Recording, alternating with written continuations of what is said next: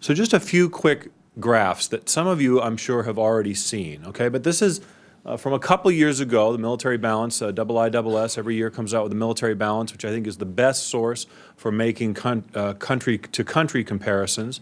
And this is the number for total U.S. military spending relative to the rest of the world, just under half. If you fold in other security-related expenses, including intelligence, which is not entirely captured in the defense budget, it's probably over half. But for the sake of argument, we say nearly half of all global military spending is spent by the United States. Here's a number that I like to focus on a bit more, which is per capita spending, okay? And this is really highlights the point that Ben made a few minutes ago about the way in which U.S. military spending, in effect, subsidizes other countries to spend far less on their security than they might otherwise choose to do. So, for example, the U.S. Today, each man, woman, and child spends about $2,700 on national security, broadly defined. Japan, it's about $330. Brits and the French are just north and south of $1,000 apiece. And this gives you a sense of the disparity. I also use the inflection point for U.S. military spending was 1998, where it really started moving up. Ben alluded to that. And you can see how much faster ours has grown relative to the rest of the world, which has even gone down in a few places. Here's the statistic that I think everyone should have burned in their brain. You're going to hear a lot of people talk about defense spending as a share of GDP, which is either irrelevant or misleading, likely both. This is the number that matters in real inflation-adjusted dollars. Today, the United States spends more on defense than at any time during the Cold War, more than during Korea, more than during Vietnam, more than during the Reagan buildup, okay? And here is a statistic. I'm grateful to Winslow Wheeler for pulling together some of these numbers. He's at the Center for Defense Information. Many of you people know him, because it helps to put into perspective just how much things have grown and where we would be today if we had merely held military spending constant, okay? This is the DoD. This is the base budget. You can see is the purple line, and including Iraq. The purple line includes Iraq and Afghanistan, the yellow line there. But even the base budget, the green line, okay, has risen that much more than if spending was held constant. Again, these are inflation-adjusted dollars at 2000 levels. So, having shown you those graphs, again, not earth-shattering. I didn't, reinvent the wheel here. I just want to spend a few minutes talking about why these numbers aren't perhaps as important as they might seem. I'm just trying to set some context here, because you're going to hear a lot, you're hearing it already, about draconian cuts in the Pentagon, deep cuts in the Pentagon that Bob Gates has proposed to eviscerate U.S. military strength. It's absurd. Okay, by the Secretary's own admission, he is slowing the rate of growth. Only in Washington would this be considered a cut. Anywhere else, outside of Washington, when you spend more than the year before, that's spending more and spending increase. Okay, so we are not cutting. And again, we have to keep in mind where we started, the baseline, and whether you start in 2001 or the inflection point of 1998, U.S. military spending in real terms has grown dramatically. Go back to 2001, 42%, the base budget has grown 42% in real terms, and total spending, including the cost of the war, 72%. Okay, so that's where we are today.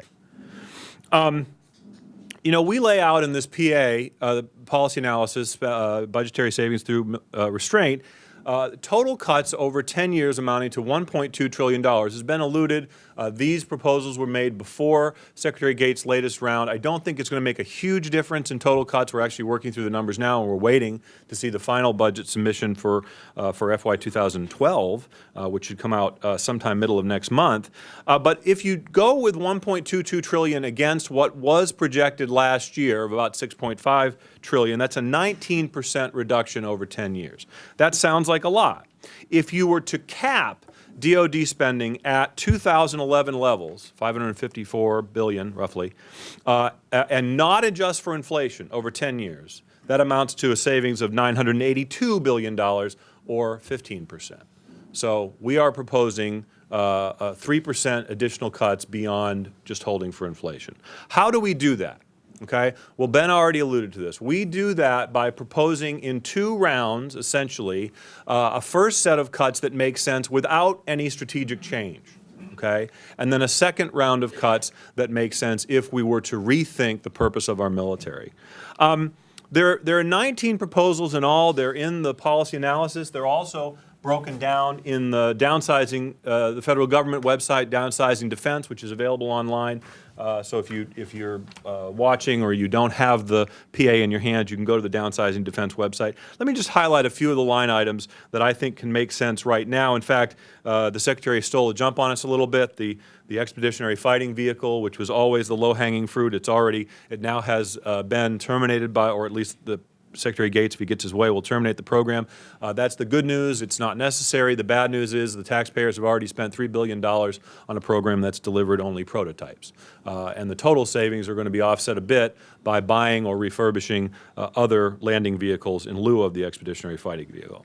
A couple other items that have been on a lot of people's lists for a long time include the V-22 Osprey, which is unnecessary and dangerous, realigning the missile defense program, which is costly, $60 billion over 10 years we estimate we could save.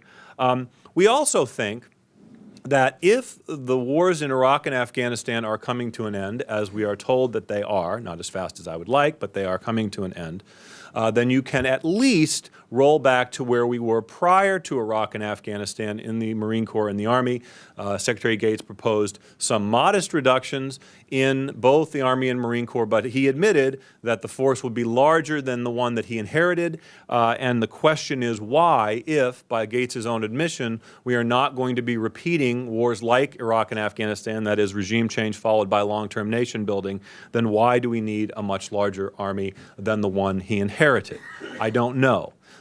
This is important because personnel are the most costly part of the defense budget, I think appropriately so, because in order to sustain an all-volunteer military, which we are great advocates of, you do need to pay people well and compensate them fairly relative to the civilian private economy. And I think that there are some modest reforms that can be made in compensation, but all in all, our proposal is for a smaller force, an elite force, but one that remains well compensated relative to the private economy. A few other points that if we were to go one step further and really rethink the permanent presence of U.S. forces in places like Europe, Korea, and Japan, we could affect another round of cuts that cut below where we were prior to 2001. In the paper, we propose an active army of about 360,000 and the Marine Corps of about 145,000. Why do we do that? Because, as Ben points out, closing bases does not save you a lot of money. I know there's going to be a lot of support, especially for cutting bases overseas. I think that's fine, but if you merely relocate people from Okinawa to Fort Lewis, for example, you are not really saving that much money in the long term. You're still paying those people. To really generate true savings, you have to reduce force structure. If we do that, we must also, I think, adopt restraint, because we attempted in the 1990s, we effected pretty substantial cuts in personnel in the 1990s, but we gave those troops more things to do, and that's unfair and ultimately strategically unwise. So that's the point that I want to emphasize, because I think that of all the various deficit reduction proposals that have been put out there over the last year or so, and Ben and I, even before we collaborated on the PA, we worked on the Sustainable Defense Task Force. This is the effort led by Barney Frank and Ron Paul, which was published and has gotten a fair amount of play. Domenici-Rivlin has gotten a lot of attention, and obviously the President's own Deficit Reduction Commission, Bowles Simpson. Gates' response to that has been, that's math, not strategy. Okay? And he's right, to a point. Okay? If you do not revisit what we ask the military to do, then to propose cuts is just math. Okay? And I think that's a fair criticism. But I really want to sharpen the point that Ben made about what our military is doing today and how that fits with a conservative or libertarian or small government definition of a country's responsibilities and a government's responsibilities to itself. As I pointed out, we spend roughly what the rest of the world spends combined. We spend 2.5 times more than the French and British, we individuals, Americans, 5 times more than those citizens living in NATO, and 7.5 times the average Japanese. Why? Because we have done for these countries what they should be doing for themselves. These people, the citizens of these countries, are not party to our social contract, and I think that's a really important point. From a standpoint of basic fairness, the question is, why should Americans continue to spend in this way indefinitely to subsidize other countries' defenses? If they feel the need to spend more, so be it. Many of them might choose not to because it turns out they live in a fairly benign environment, and that's all to the good. You know, it kind of reminds me a little bit about foreign aid. You know, there are a lot of people here in Congress and people out in the hinterland, for that matter. Foreign aid is routinely one of the most despised things. And yet, that's what our military is doing, in effect, is providing foreign aid. It has the same effect. It builds dependency, and it doesn't ultimately work. And when we find that we would like to have allies with both capabilities and the will to use their capabilities in places like Afghanistan, we find they don't have it and they don't wish to use it. And that's where we are. We are reaping what we sowed. So that's the point that I want to close with, and to really emphasize to please take a look at the proposals we put on the table, to understand them in the strategic context. It is not merely a laundry list. It is connected to a strategic rationale, and we think it merits a closer look, and we will be continuing to do a lot of work on this topic in the coming year. Thank you very much.